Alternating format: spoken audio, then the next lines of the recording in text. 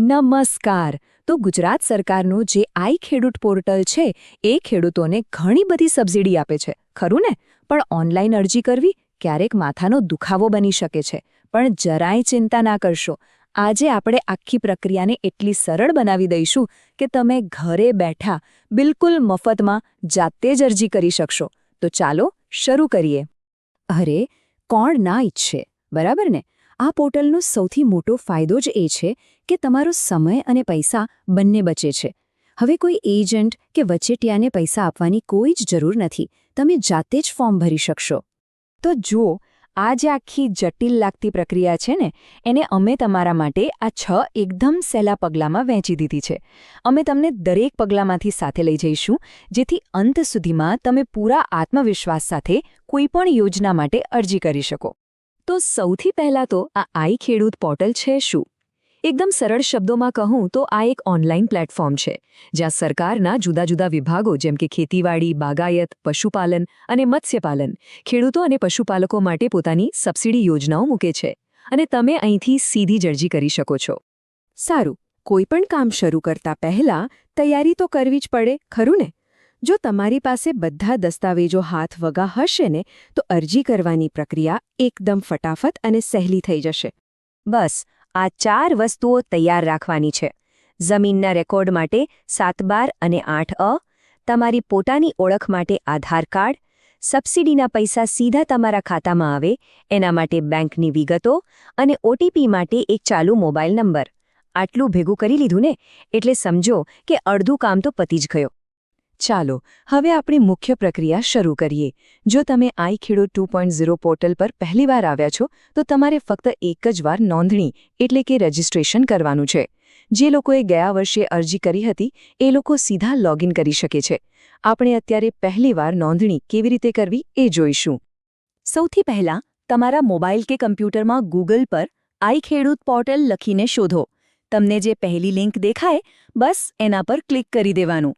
Home page ખુલે એટલે જમણી બાજુ ઉપર દેખાતા લોગિન બટન પર ક્લિક કરો. ત્યાં તમને લાભાર્થી નોંધણી માટે અહીં ક્લિક કરો એવો એક વિકલ્પ દેખાશે. બસ એના પર ક્લિક કરી દો. અહીં તમારે તમારી મૂળભૂત વિગતો ભરવાની છે. લાભાર્થીના પ્રકારમાં ખેડૂત પસંદ કરો. પછી તમારો મોબાઈલ નંબર અને આધાર નંબર નાખો. ચકાસણી માટે OTP પસંદ કરીને સેન્ડ OTP પર ક્લિક કરો. તમારા રજિસ્ટર્ડ મોબાઈલ પર એક 6 અંકનો OTP આવશે. એ નાખશો એટલે તમારી આધારની વિગતો આપમેળે જ આવી જશે. હવે પાસવર્ડ બનાવવાનો વારો આવ્યો. એક મજબૂત પણ યાદ રહી જાય એવો પાસવર્ડ બનાવજો, જેમાં કેપિટલ લેટર, કોઈ સિમ્બોલ અને નંબર હોય. અને હા, આ પાસવર્ડ અને તમારો રજિસ્ટર્ડ મોબાઈલ નંબર ક્યાંક સાચવીને નોંધી લેજો, કારણ કે ભવિષ્યમાં લોગિન કરવા માટે આ જ કામ લાગશે. બધું બરાબર ભરીને સબમિટ કરશો ને, એટલે તમને સ્ક્રીન પર આવો મેસેજ દેખાશે: રજિસ્ટર સક્સેસફુલી. એનો મતલબ કે તમારી નોંધણી સફળતાપૂર્વક થઈ ગઈ છે. લો, આપણું પહેલું પગલું તો પૂરું પણ થઈ ગયું. નોંધણી તો થઈ ગઈ. હવે અસલી કામ શરૂ થાય છે, એટલે કે અરજી ફોર્મ ભરવાનું. ચાલો જોઈએ કે તમે જે મોબાઈલ નંબર અને પાસવર્ડ બનાવ્યો છે તેનાથી લોગિન કરીને અરજી કેવી રીતે કરવી. લોગિન કર્યા પછી તમને અલગ અલગ વિભાગો દેખાશે. તમારે જે વિભાગની યોજનામાં અરજી કરવી હોય, દાખલા તરીકે ટ્રેક્ટર માટે ખેતીવાડી, એને પસંદ કરીને શોધો પર ક્લિક કરો. એટલે એ વિભાગની બધી જ ચાલુ યોજનાઓની યાદી ખુલી જશે. પછી તમારી પસંદગીની યોજના સામે અરજી કરો પર ક્લિક કરી દેવાનું. એક વાતનું ખાસ ધ્યાન રાખજો: ફોર્મ ભરવાનું શરૂ કરતા પહેલાં તમારી સુરક્ષા માટે તમારે ફરી એકવાર તમારા આધાર નંબર પર OTP મોકલીને વેરિફિકેશન કરવું પડશે. આ ખાલી એ સુનિશ્ચિત કરવા માટે જ છે કે સાચો લાભાર્થી જ અરજી કરી રહ્યો છે. OTP વેરિફિકેશન પૂરું થાય એટલે મુખ્ય અરજીપત્ર ખુલશે. એમાં મુખ્યત્વે આ 3 ભાગો હશે: તમારી વ્યક્તિગત માહિતી, તમારી બેંકની વિગતો અને તમારી જમીનની વિગતો. આપણે આ ત્રણેયને એકદમ ધ્યાનથી ભરવાના છે.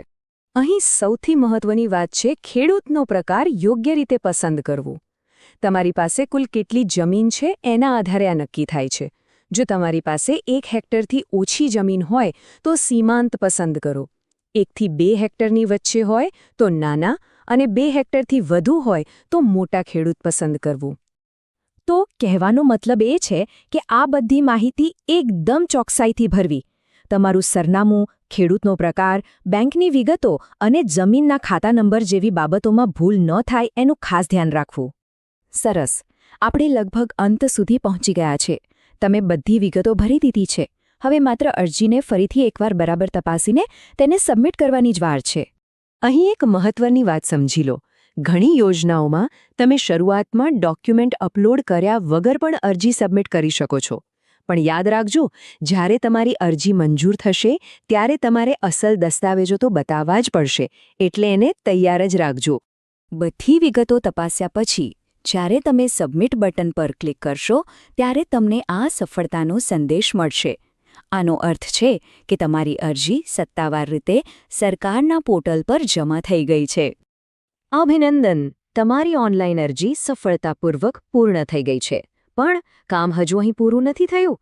સબમિટ કર્યા પછી એક છેલ્લું અને સૌથી અગત્યનું પગલું બાકી છે. ચાલો જોઈએ કે તે શું છે. તમારી અરજી સબમિટ થઈ જાય પછી ડેશબોર્ડ પર પાછા જાઓ. ત્યાં તમને તમારી અરજી અને એની બાજુમાં જ એક પ્રિન્ટ બટન દેખાશે. એના પર ક્લિક કરીને અરજીની પ્રિન્ટ કાઢી લો અથવા તો PDF તરીકે સાચવી લો. આ પ્રિન્ટ તમારી અરજીનો પાક્કો પુરાવો છે અને એને સાચવી રાખવી ખૂબ જ જરૂરી છે. તો બસ, આ પ્રક્રિયા શીખ્યા પછી હવે તમે ખરા અર્થમાં આત્મનિર્ભર છો. કોઈના પર આધાર રાખ્યા વગર કોઈ પણ સમયે તમારા પોતાના મોબાઈલથી જ તમે સરકારી યોજનાઓનો લાભ લઈ શકો છો. આ જ તો ડિજિટલ ઇન્ડિયાની સાચી તાકાત છે. તો હવે જ્યારે તમે આખી પ્રક્રિયા શીખી જ ગયા છો, ત્યારે સવાલ એ છે કે તમારી પહેલી અરજી કઈ યોજના માટે હશે? ટ્રેક્ટર, તાલપત્રી કે પછી પશુપાલનની કોઈ યોજના? નીચે કોમેન્ટમાં અમને જરૂર જણાવજો.